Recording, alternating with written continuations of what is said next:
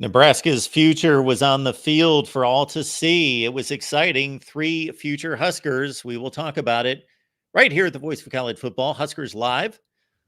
We apologize for being a couple minutes late. My fault. Don't blame Justin. You can blame me. But we are here for a 156th edition. Justin Adams, of course, locks down the post game here at the Voice of College Football and Cheesy Corn Sports. And we will talk about all of Justin's ventures involving Nebraska and the Big Ten throughout the hour. Justin, how you doing today? I'm doing good. Actually, just a fairly busy week in terms of news. So, yeah, packed show, a lot to talk about. So we'll get into a little bit of the staff changes and recruiting stuff. Folks, if you've noticed, we are doing our best to really ramp up the content here on the Nebraska channel. Of course, Justin and I are here every Tuesday at 7 Eastern and 6 Central. In addition to that, breaking news and so forth, we will do our best to be here and also content throughout the week. So please support us in a number of ways. You can do that. Just hit the like button. Let's start there. And of course, you can contribute through the Super Chat, Venmo, PayPal, Cash App. You got those links down in the description section. The only thing I ask there, if you're going to contribute in one of those ways, just let me know that it's for the Nebraska channel so we know that. All right, let's talk some Huskers. And of course, anything Dylan Raiola related has people up and ready to listen and find out what's going on. Carter Nelson, of course, top recruit before Raiola signed, and 3 future Huskers taking part in the Polynesian Bowl. So how did those guys look? Yeah, it was right out of the gates. It was interesting. Carter Nelson and Raiola hooked up on the first drive, 33-yard pass over the middle. It's a little bit of what you'd expect from a Polynesian Bowl. These guys had 1 week of practice together. So I believe everybody basically that played quarterback had an interception or a couple of interceptions. Raiola had one, but the one that he had, the receiver seemed to have run the wrong route. It's supposed to be an out, and the receiver ran up the field. He did a kind of an out and go. So, Raiola threw it to where the out should have been, and it was picked off. But got co-MVP of the Polynesian Bowl with Isaac Wilson, Zach Wilson's brother. Just surprising to see him in the Polynesian Bowl, but he's got Hawaiian ancestry apparently. So, co-MVP there. But, yeah, Carter Nelson looked really good, man. I think he was one of the top, if not the top receiver in the bowl overall. So really good showing out there. And one of the biggest things that stands out, we'll look at the stats of Raiola and stuff, and pretty good overall performance. However, just mechanically, he's so sound and the way he operates. If you watch his lower body and the reason why the throws seem so effortless, the reason why he's able to launch 72, 73-yard passes, the way that he is, it all starts at his base and his footwork. And he's very much in tune with the timing of the lower body, and his feet are always in a place to establish his base. So, when you're playing quarterback, you want to be very, very locked in on how you step into the throw. So your front foot should always come down as your heel comes off the ground, and you kind of torque that hip, close the shoulder off, and then open it up when you're ready to throw. And then the ball, just kind of comes in. It should just be a little kind of a flick. Instead of using arm, it's just kind of rotating and throwing that shoulder out. And every single pass, it seems to be just consistent that he's able to knock those mechanics down. It's whether he's moving the pocket or whether he's, kind of backing up. He throws off his back foot sometimes, but only when necessary. But when he's able to step into a throw, it's beautiful. And that's what makes him so good with his touch and stuff like that. It all starts at the mechanics, man. And that was one of the biggest things I focused on. And it was beautiful to see, man. It was pretty sight. Very cool.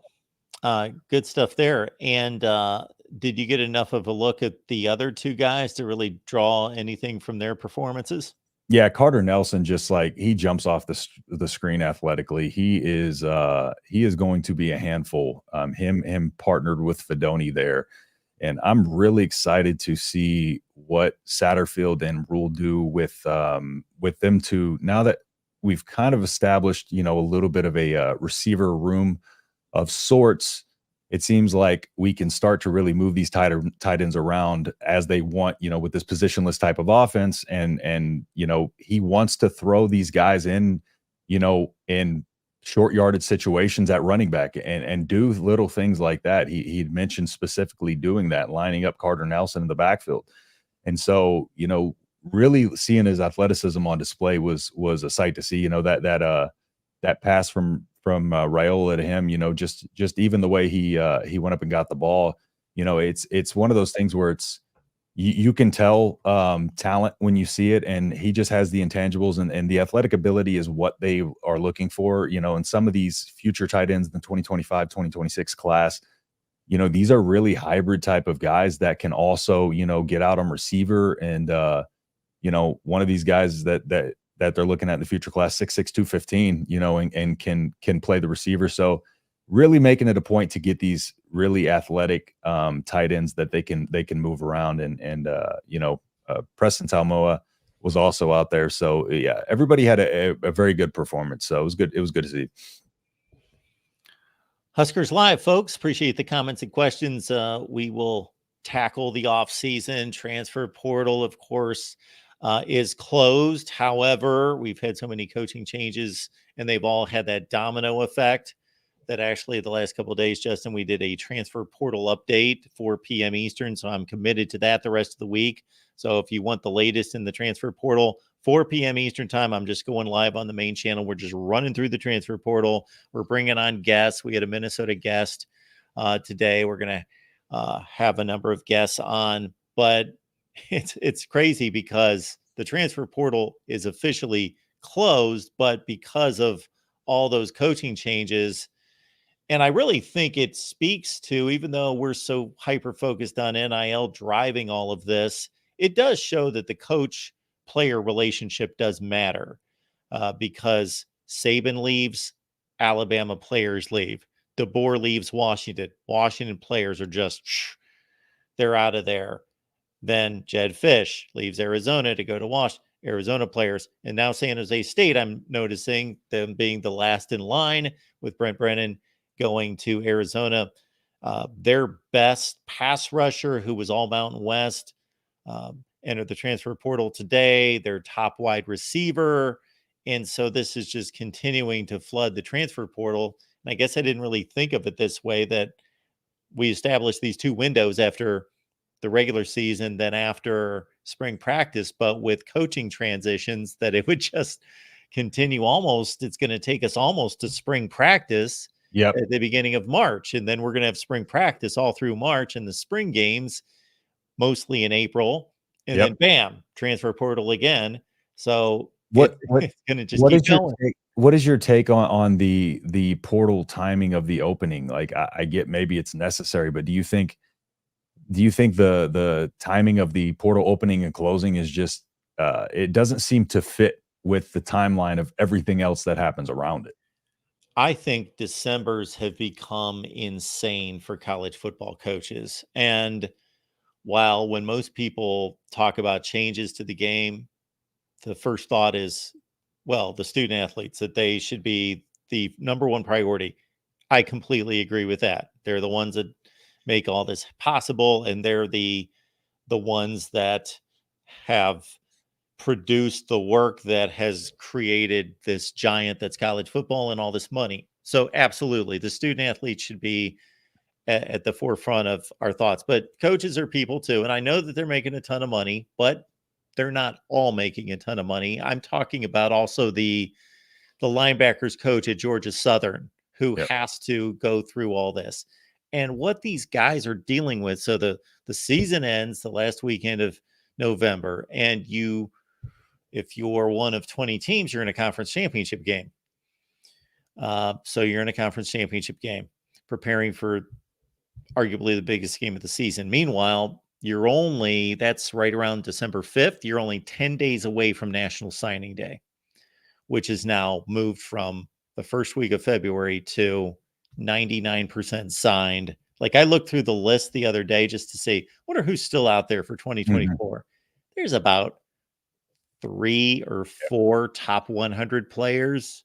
Like, we're at about 98% Yeah. signing. So It's that and then flips, but yeah, yeah, it's like yeah. you said, it's all coming down to that release. So got to bust your tail to get on the recruiting trail, close that class out strong while you are preparing, if you're one of 80 some teams, preparing for a bowl game.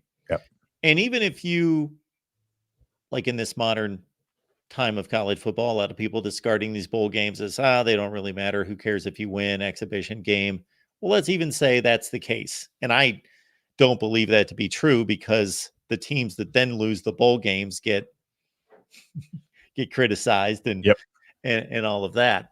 Um, let's say, yeah, the game is inconsequential, win or loss, but the preparation for the game, the Yep. travel, and all of that, and the 15 The practices extra that practices. are Yep. important to the development of your next year's team. Or if you're going to a playoff, which is going to go from 4 to 12 teams, so that's going to be 12 teams, and then obviously this is the only reason you're playing Mhm. is to reach the playoffs and be a playoff team and try to get to a national championship. But you're trying to, and then on top of all that, you're trying to retain your own players. So you're trying to work the locker room, have those conversations, make sure you're in the ear of everyone to know, hey, is everything good? Are you good with everything? Anything we can do for you? Are you thinking about looking around? And then on top of all of that, I don't even know how this part of it's working exactly, where say you're Matt Rule and coaching staff, and you know where your needs are, and you're trying to juggle that with projecting who's leaving, who may leave, and all of that, but knowing your needs going into next season. And then, okay, you're getting a zillion names that are coming out of the transfer portal every day. Yep. Who knows how good these players are? Well, Yep. we got to watch film. We got to watch them on film. We got to call other coaches and find out how good these guys are. Yep. And so It it's crazy. yeah, That and has to be restructured. it completely does. And I remember because I remember us talking about at the end of the season, what was or coming down to the end of the season, what was going to be more important, whether, those 14 extra practices were going to be more important, or if, getting into the off season and being able to springboard recruiting, was going to be more important. And it seems like the way it's worked out just in Nebraska's and their favor is it seemed to have worked out with the Raiola situation, but outside of that, those 15 practices can't be understated. And then also, just the other benefits that come from the bowl game as well. I think just the biggest thing is, and I see this in somebody put this in the comments. I just saw it, is just finding a way to try to get these players to play in the bowl games. I think, as time goes on, more and more are going to sit out, and that's going to even more so get this negative stigma of the bowl games, and hopefully doesn't diminish the importance of them altogether.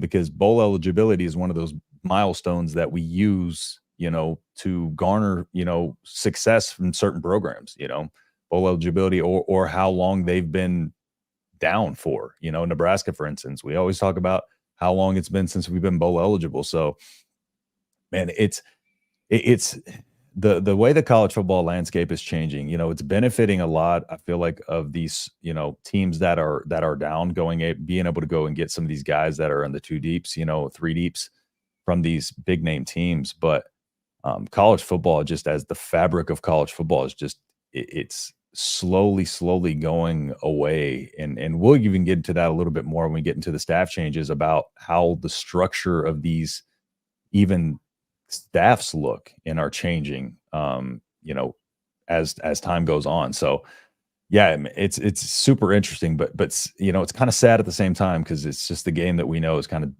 going away. Yeah. So I'm going to spit a few things that I'm going to mention I have thought of in the past, and a few just came to me. So I'm not saying that these are vetted out, crafted ideas, yeah. but it's my understanding that the National Signing Day was moved from February to December because most players had made a decision, didn't need to continue to be hounded by coaches all over the place and wanted to make a decision, get it over with, get it done. I don't know if that's the case, but it seems as though from the response of how many players sign in December, it seems to be true. Mm-hmm. I don't know exactly how to move that date back into February. I don't know if it would be possible to move the date back to February, but say that there's a no contact rule from That period. a dead period. There you go. Forgot the term. Dead period from mid December. I don't know if that makes much sense. Again, I'm just throwing things Yeah. out there. Uh, the only thing I could think of that they may, it's the early enrollees. I don't know if the timing has anything of issue with that as far as the early enrollees go. But also at the same time, with the transfer portal, the early national signing day being moved up, and them not wanting to be hounded by coaches, I feel like in the NIL world today and the way it's going, being hounded by coaches is a good thing because then you can run up the price on your NIL and stuff like that as well. So I feel like that's almost turning into a benefit. The more people you can get looking at you, the more coaches you can get contacting you. You can kind of use that as leverage nowadays, Yeah. too, which is another angle. Now, in terms of NIL, I'm not even going to get into that tonight.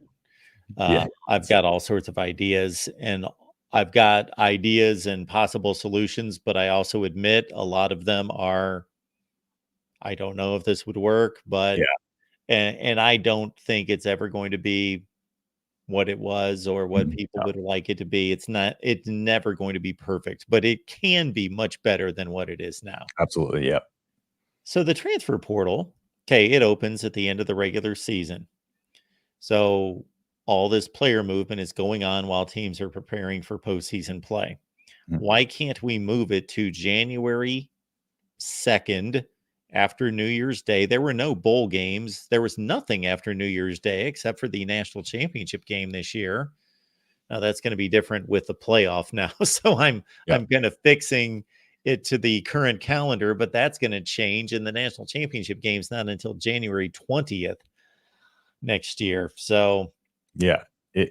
The I just think the way the timing of everything works out and the way the college structure still is with the fact that these are still college kids and needing to get on campus and get enrolled and stuff like that, I feel like there's probably no perfect way to do this, and this is just gonna be something that, kind of just adjusts on the fly year after year until they find a system that works the best, but yeah, there's you talk about how, it's changing next year, so your idea needs to change to fit next year. I mean, I feel like they're adjusting it on the fly as we go anyways. It seems to be the way they're operating now. It's quick, but the one benefit is the players should have always been getting paid, and that's how I feel. So I think there's going to eventually be regulations to it, but I don't know how much they can change as far as the timing goes. the one thing I will say about NIL is that this would help solve the bowl issue with the participation in the bowls, but I don't see how you can regulate it to force the NIL collectives to state when a player signs a contract that he is earning X number of dollars for NIL, that he is going to complete the season. And the Yeah. season means the entire season. That game counts. It counts on the one loss record. So it counts like any other game that they have to play the entire season. But if the NIL doesn't care, I guess you can't force them to hold the player accountable to playing the entire season. Yeah, because then they'd have to kinda get into contracts, which I don't even know if they're allowed to do contract, or I don't even know if the coaches are allowed to participate in discussing those things. So, um, yeah, I don't know how far they go in getting that stuff on writing. I don't even know if anything is in writing. I can't remember what Matt Rule said on that in the Pat McAfee show, but he went into that a little bit. But yeah, it's getting more and more like the NFL, it feels like every day. So let me ask you this. How would it affect your interest in Nebraska football if you knew that the entire team was making whatever they were making as individuals through their NIL, but they were no longer college students. That they were maybe a name, but none of them went to class, participated with anything on campus, and they just showed up and they basically were professionals that just wore a Nebraska jersey and practiced and played on Saturday. Would I be okay with that? Yeah. Absolutely. I mean, it would Really? be. I mean, just what are the question was? Would I still root for Nebraska, or would I still be, like a fan of them? I would be a fan of Nebraska no matter what. Would that hurt to see that college football go to that? Absolutely, but I don't see what would make that any different, than me being kind of a Texans fan. Outside of the fact that they're just these kids are younger, but they still be considered technically professionals at that point. Yeah, it would bother me, and I think it would bother a lot of people, especially the people that went to those schools. It would bother me, but I'd still be a fan. That's the thing. I'd still be a fan of them.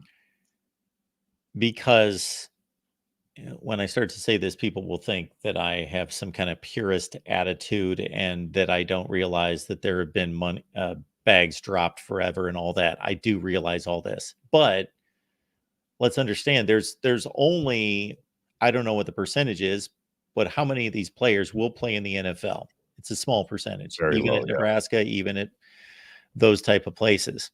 So even, cheating started a long time ago. Yeah. As soon as they kept score and there was any type of opportunity for a coach to make more money because he was paid more, you could go back to the 40s, 30s, Yeah. and there would be situations where players would be getting paid, or they would have their grades changed to make them eligible and those sorts of things.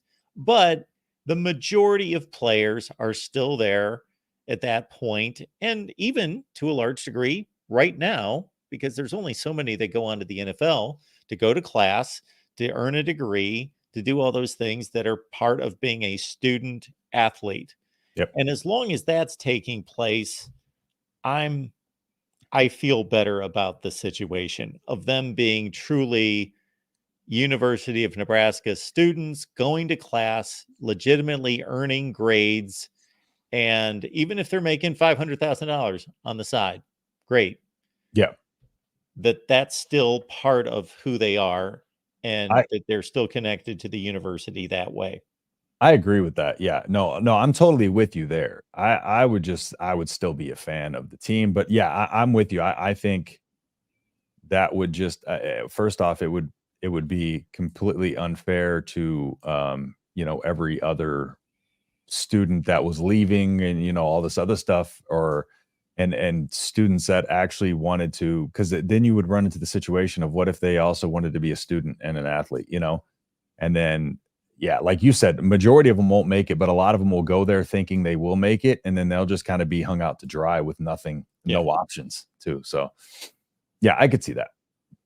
I wouldn't be a fan of the change at all, but I'd still root And I for 'em don't to win. know if we would get to a place where it would become semi-pro, where there's a lot of players who know I've got a real shot at the NFL, but I'm going to make my money here, get myself ready, put my game on tape, and move on to the NFL. And other players there'd be a large group of players that think they're good enough to play in the NFL, but aren't. Yep. I kind of learned this lesson, not that I didn't know it, but when I was covering the SEC, and I'm at Mississippi State basketball practice, and they had just gone to the Final Four the year before, and I'm standing there with their head coach Richard Williams, and his team's in the locker room. They just got done with practice, and he was going to go down there, but we were talking for a few minutes, and they had just gone to the Final Four the year before, but they were those guys, and they had 2 first-round NBA picks, but those guys were gone. And we started talking, and he's kind of talking about, and I'll say this in a nice way because he wasn't putting his players down, but just the the mentality of the knucklehead 19-year-old Yeah. that he said to me, he goes, "Mark, how many of my players do you think they're going to the NBA?" And I said, I forget how I responded, but he goes, all of them. They Yep. all think they're going to the NBA. And he said, you know how many of them are going to the NBA? And he said, especially since last year, they played with two guys. So they Yep. figure we're out here with two guys that first round picks. And sure, they're better than me, but not that much. I can play with them. So he said, now they really think they're going to the NBA. And he goes, you know how many will? He goes, zero. None Yeah. of these guys are playing in the NBA. He goes, two of them might play in Europe. Yeah. He goes, but they all think they're playing in the NBA. Yep. And the NFL, it would, or the in college football, it would basically be like, I feel like like you look at the XFL, even, those guys were guys that were former NFL players. There was only 8 teams to choose from, and a lot of those guys didn't even get drafted. Now you expand that to all of these teams, and it would basically be an 133 team version of that. Think about the percentage of XFL players that got drafted, and even lower by that margin is going to be 133 versus 8 teams is crazy. And if 1% of the XFL teams were drafted and 1% of the college players were taken based on that, then it would be, everybody would be hung out to dry in college football at that point. And then, then you run into the issue of like, you have these guys that, what about the guys that come in and get hurt, and then dealing with that. It's a recipe for disaster for sure. But nothing would surprise me at this point. Yeah. And so where I was headed with that is you've got your surefire NFL players. You've got your guys that, hey, they've got a shot. Yep. And they're reasonable about it. They understand. Then you got your guys that have no shot. They're playing special teams for Wisconsin. And shoot, they're playing in the big time, but they're only playing special teams. They have no shot at going to the NFL. Yeah. But does NIL get to the point where there's so much money going to all these players that even the guys that don't have a shot at the NFL are making $100,000 a year playing college football, and they're not thinking past 2-3 years from now. So they don't care about going to class or being a real student. And we're going to hear a bunch of dead end bad stories about them someday. But and people will look at those type of guys and say, well, they should have put the effort in. But I mean, listen, if I was, a college student going in 18, 19 years old, making $100K, at that age, I probably would be like, you know what, this college stuff, that ain't for me. I'm going to go chase more of this money. And so like, I can see that, and they would get criticized for that. But it's, like I said, they have to regulate it before it gets to that. That's the thing. It's going to continue to just grow legs, and they're going to throw more and more money at these guys until that becomes the case, unless they do something about it. That would also kill the walk-ons too. Poor walk-ons that make it and are successful, those guys would be hung out to dry too. I don't know how to educate these players, but I know that it should be done much like it was done roughly 10 years ago with the NFL draft, because there was a rash of guys who thought too much of themselves. An agent got in their ear. They thought they were ready. They declared early for the NFL draft, and they fell flat on their face. And there were way too many guys like that. Well, college football reached out to the NFL. I would like to know who to credit. I don't know, because the NCAA, I have no idea. But anyway, somebody with half a brain and with a caring attitude toward collegiate athletes reached out to the NFL and said, we need to work with you. You provide us with a draft grade for these guys. And now at least they make a educated decision on where they are most likely to go. And you see far less guys hung out to dry, declare early for the NFL draft, and don't get drafted.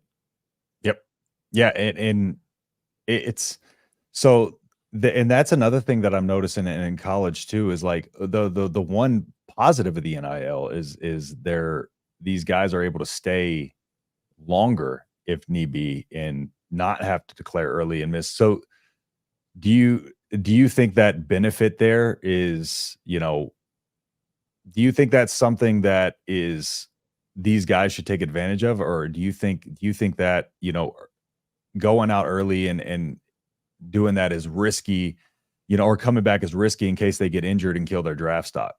How do you feel about that too? Do you feel like it should kind of do you think that puts a hamper in that decision making, and do you think that's going to become an issue when these players decide to return and get hurt and ruin their draft stock? Or how do you think that's going to go and develop?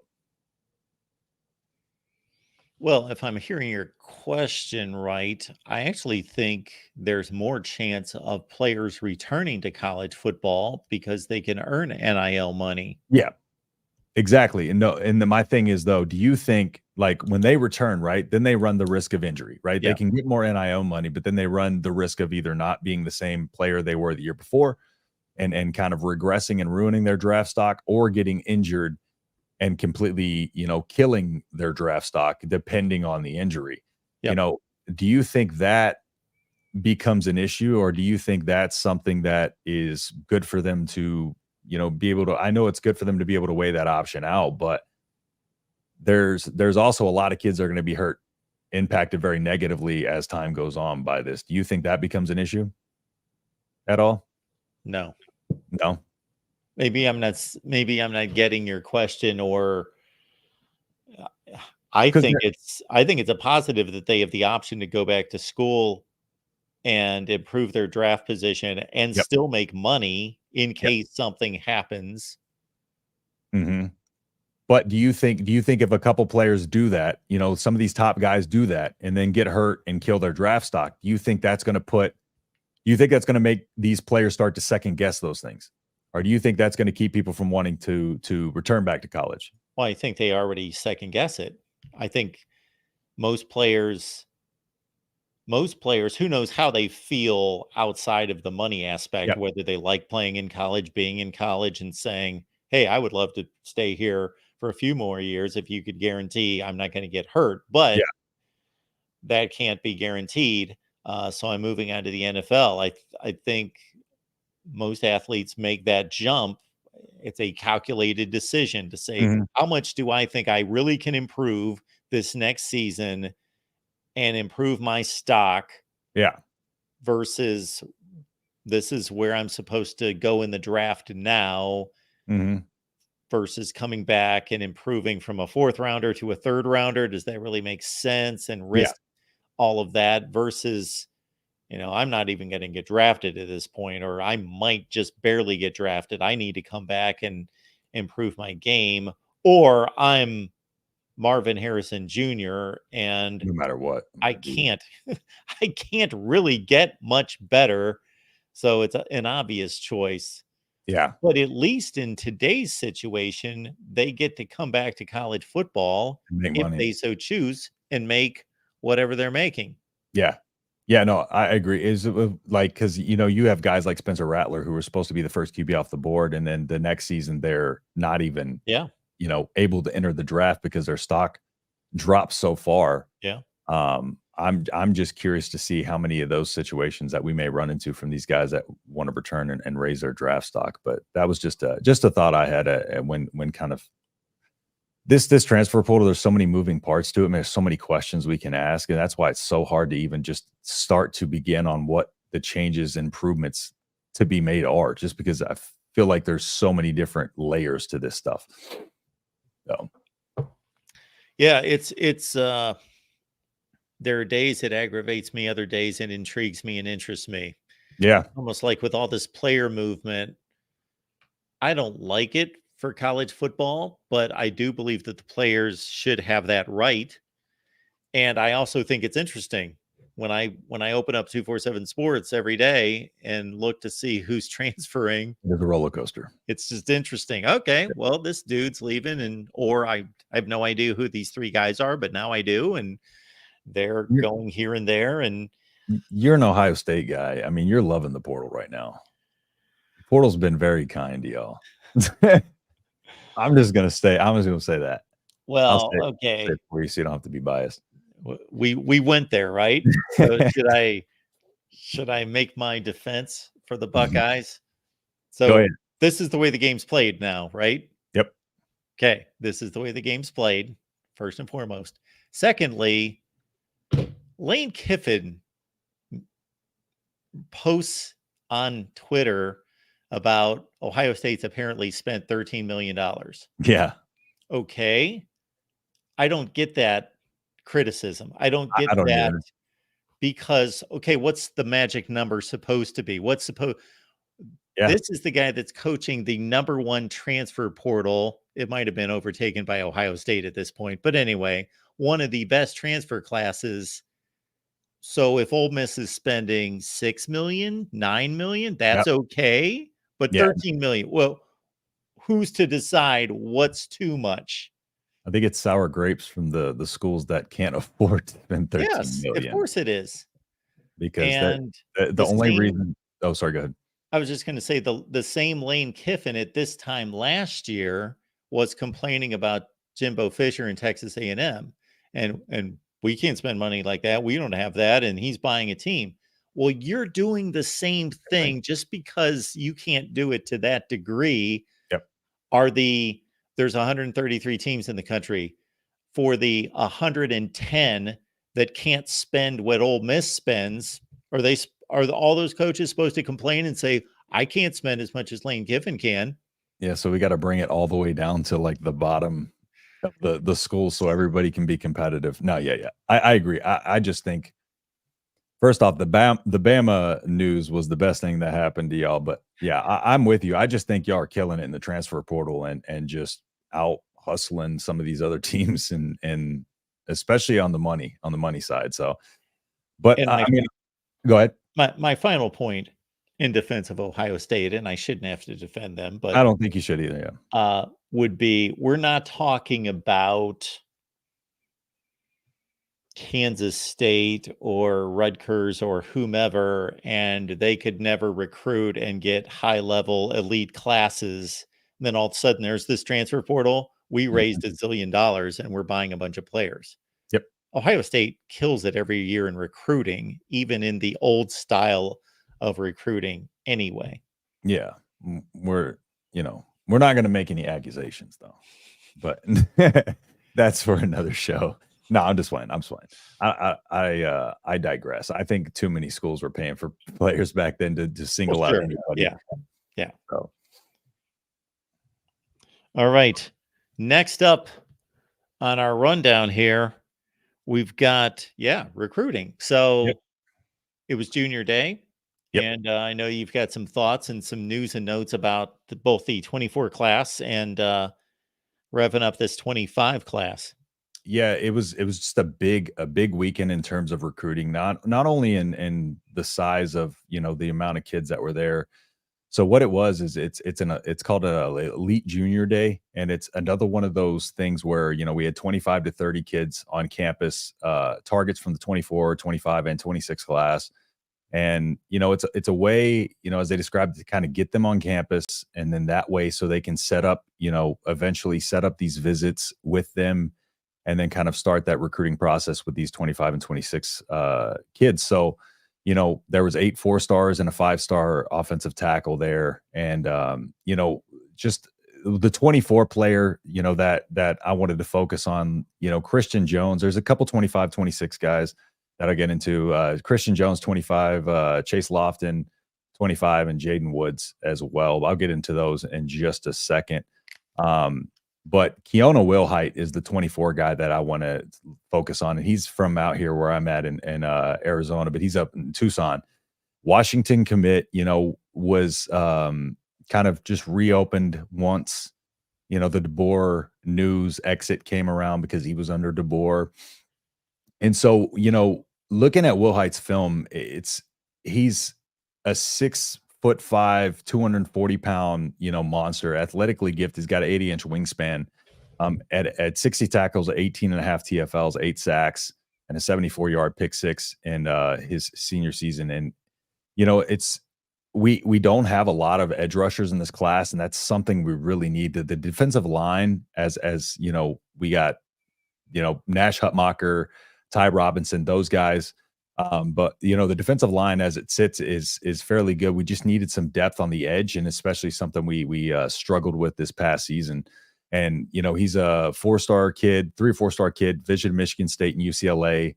UCLA's been recruiting pretty heavy. They'll visit him at home next week. The Texas Longhorns have showed interest, but he says he wants to sign, February 7th. He intends to. So we'll see. People have changed their minds, before. So we'll see, kind of where Texas stands and comes into the picture before February 7th. But there's not a lot of time left before that. And so UCLA, Michigan State, and Nebraska are the 3 leads right now. But Nebraska seems to be in a good position for him, because he mentioned, what he likes about the defense and the mirror, image that it has to kind of what they did in high school in terms of the movement of the defensive line and the way that, the versatility of the way the 3-3-5 works. He likes the aggression of the defense, and he really made it a point. You talked earlier about coaching staff and these relationships that these players build with the coaching staff and how important it is. But he even mentioned, what he noticed. One of the biggest things he noticed is the closeness of not only the players, but the staff with the players. And he said that's something that stood out to him. And it's something that a lot of these kids continue to mention, is just the relationships that they build. He was able to meet with Ty Robinson, who, Ty Robinson, big time kid out of Arizona as well. Ty Robinson's out of here at Gilbert, I believe. And was, is a big time key to this defense, and one of our, best returning guys on the defensive line. But looking at it, at his film, it seems he's a guy that they're probably going to need to develop a little bit. He's not very quick on his first steps, but he has really good acceleration, really good burst. And like I said, he has, he's 6'5", 240, so he has the power. So he uses his hands a lot. He doesn't really use a lot of swim moves, rip moves to get through. He's really a bull rush type of guy, gets his hands into their chest and just kind of physically tries to overpower them. So he's going to need to work on, some development and refining of his pass rush skills. But, outside of that, just really good lateral movement. He was able to, come off the edge and actually, recover, get down the line of scrimmage and get some tackles in the backfield, TFLs on running backs coming off the edge. So, quick lateral movement. And, like I said, quick acceleration burst, was on special teams. So he had a block punt there. So, he has some speed once he gets up to speed, but just overall his instincts and his play recognition, he's able to pick up on where the ball is, if there's a lot of movement and a lot of trickeration in the backfield.